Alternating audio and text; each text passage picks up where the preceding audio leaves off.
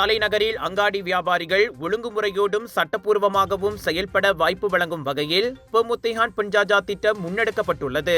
கூட்டரசு பிரதேச அமைச்சர் Datuk Seri doctor Zaleha முஸ்தாஃபாவின் உத்தரவின்படி இத்திட்டம் செயலாக்கம் காண்கிறது. வாகனங்களில் அல்லாமல் நகரும் அங்காடி வியாபாரிகள், தற்காலிக அங்காடி வியாபாரிகள் என 2 முதன்மை பிரிவுகளை அது கொண்டுள்ளது.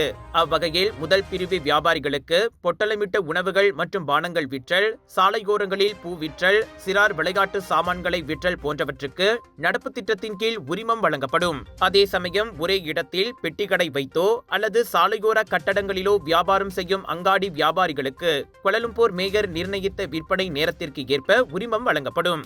ஆனால் பொட்டலமிட்ட உணவுகள் மற்றும் பானங்களை மட்டுமே அவர்கள் விற்க முடியும்.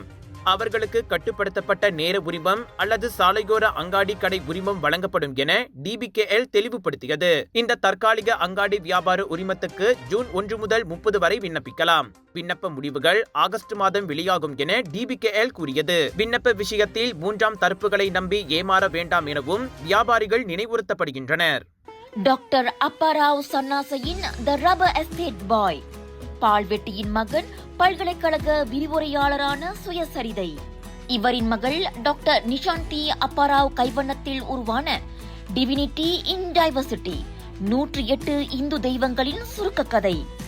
தந்தை மகள் படித்திருக்கும் இந்த சிறப்புமிகு நூல்களை உடனே வாங்கி படியுங்கள்.